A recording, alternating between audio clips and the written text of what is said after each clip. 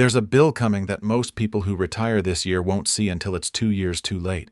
And for a married couple, it can run close to $14,000 a year, not a one-time hit, every year. And the number that decides it isn't your retirement income at all. It's the income from the messy half-in, half-out year you're walking out of right now. Picture the Friday it happens.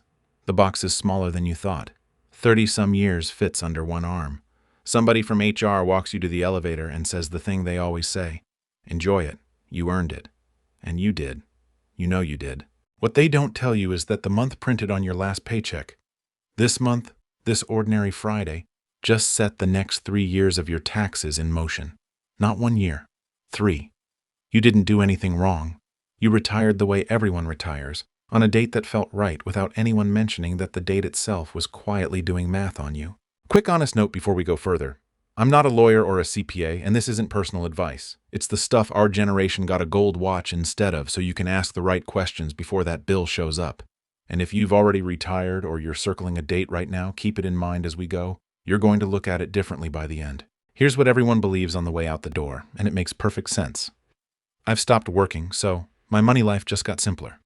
No more paycheck to track, no more office, no more of the complicated stuff. Fewer moving parts. You've earned simple. And it's exactly backwards.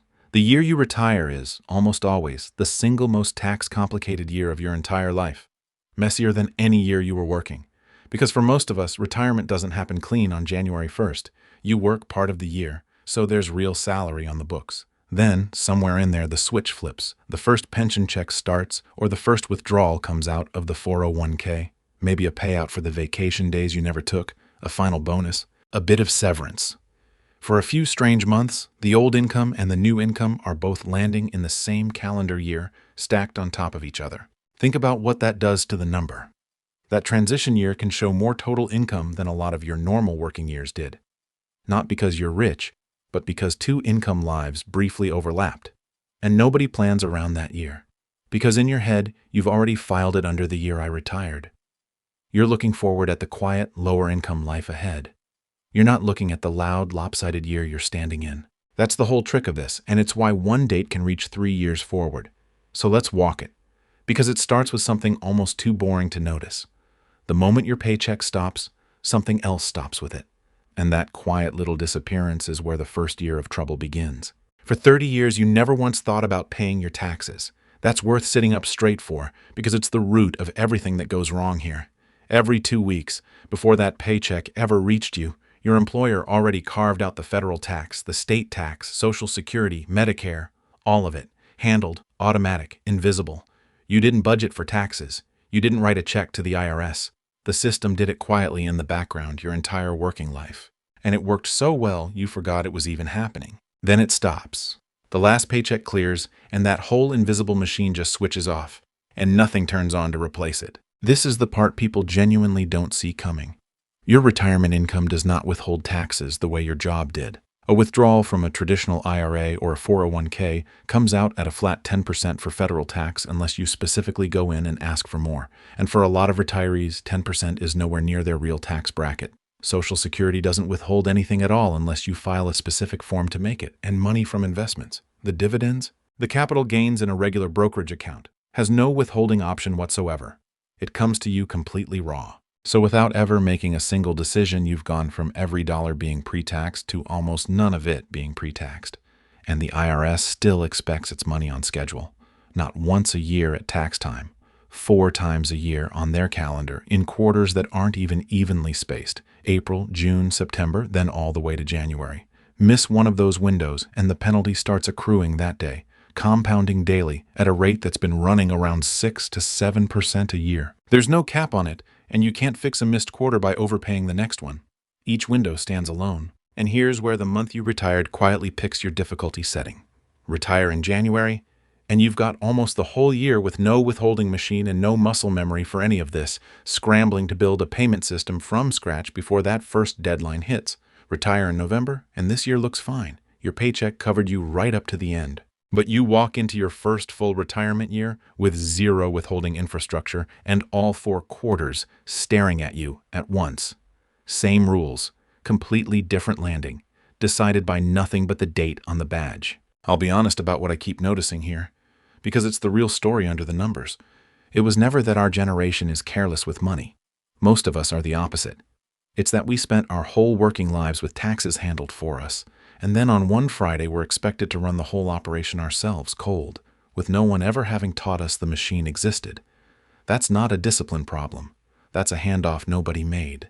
So if you're doing this now, or about to, the very first move is matching what gets withheld to the income you'll actually have.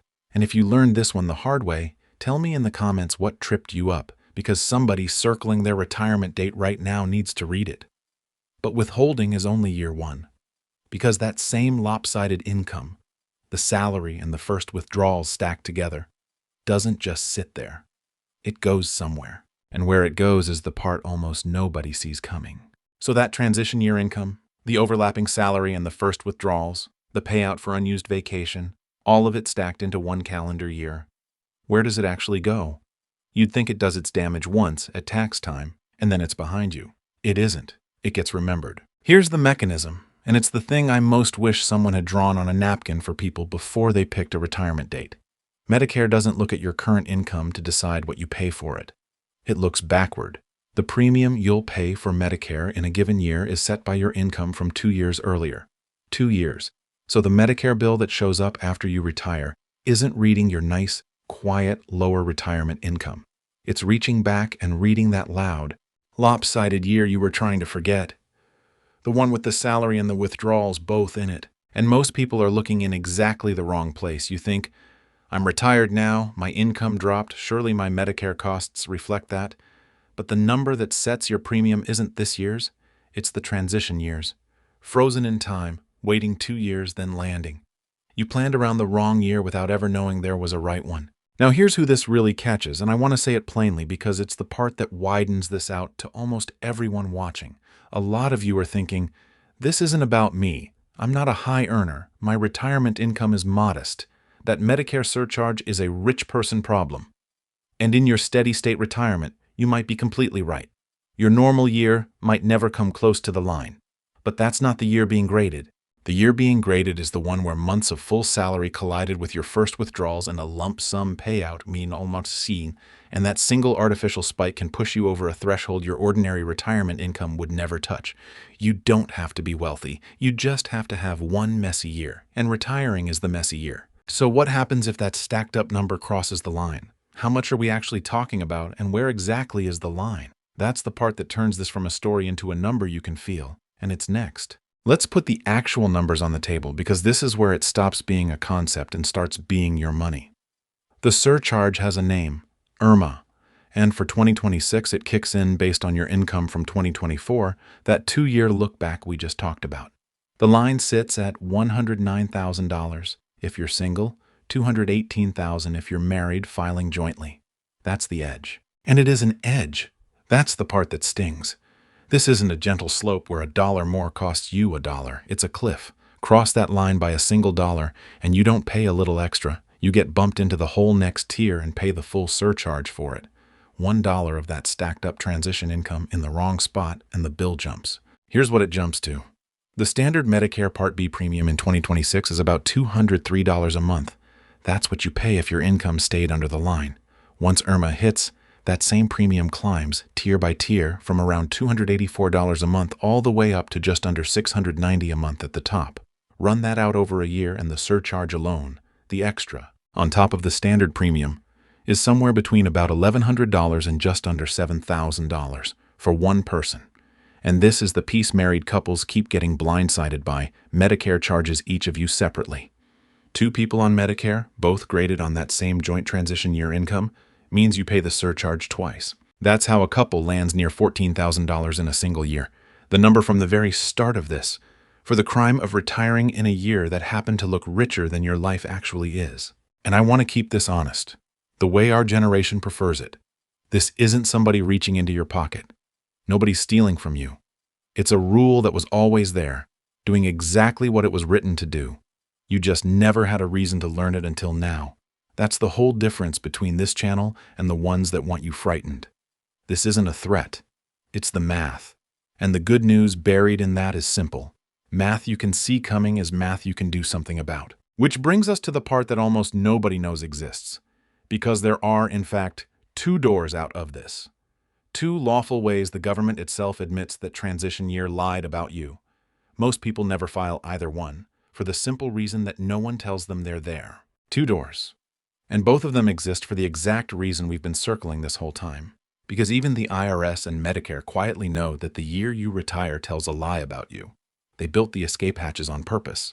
They just don't come find you and open them. You have to know they're there and walk through yourself. The first door is for that underpayment penalty, the one from the withholding mess back in year one. There's a provision where the IRS can waive that penalty specifically for people who retired after turning 62.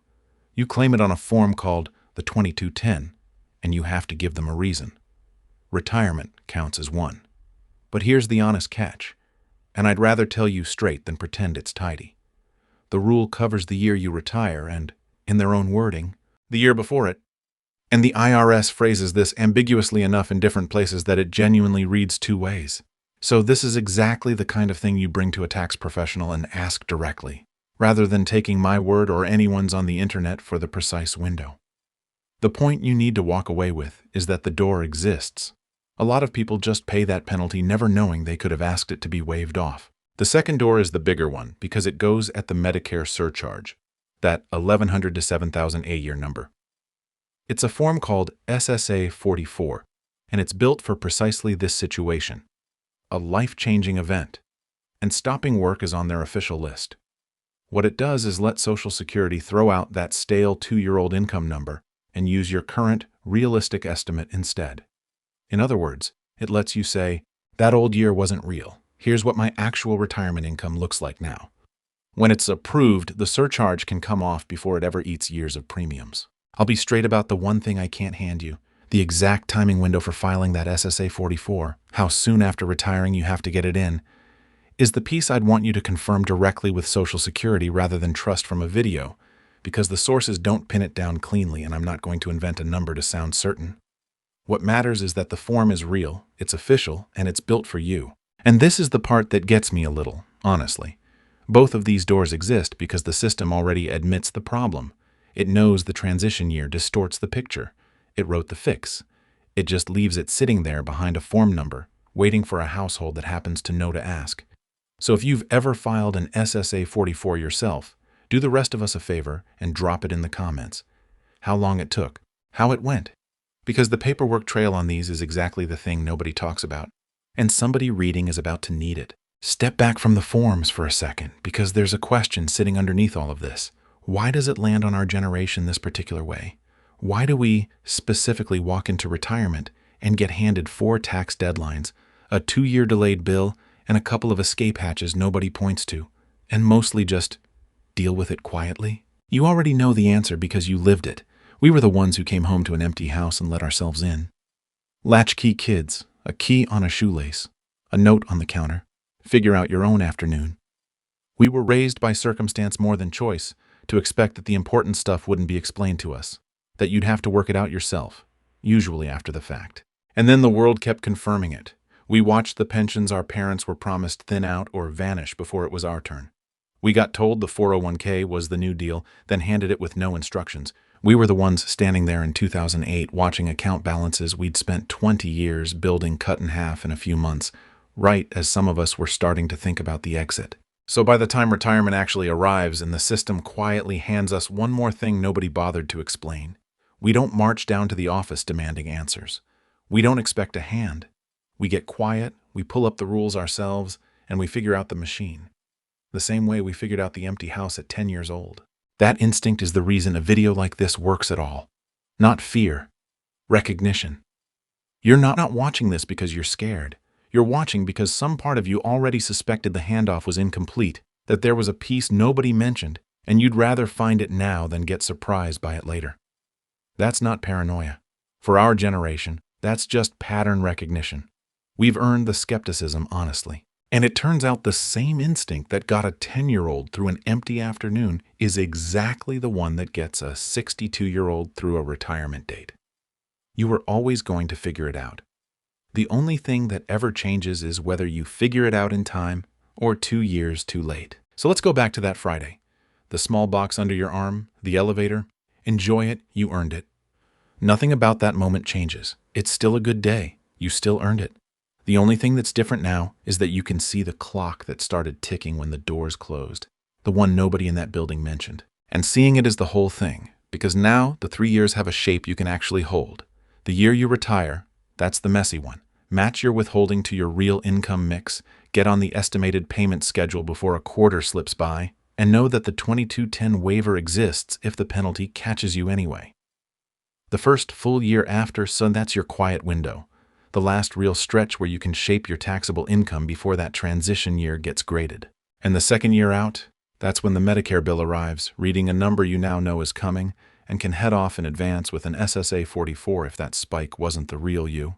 3 years, 3 moves, one date that set them all in motion. It was never a threat. It was just a timeline nobody drew for you. Until now. So let me leave you with the question, and I actually want your answer on this one. What month did you retire? Or what month are you circling right now? And when you picked it, or as you're picking it, did anyone ever tell you the date itself would be doing math on you for 3 years? Put it in the comments, because I'd bet the honest answer for most of us is the same, and there's something quietly powerful about a few thousand people from the same generation realizing it together. If this gave you one thing you didn't have this morning, pass it to someone with a retirement date on the calendar, and I'll see you in the next one.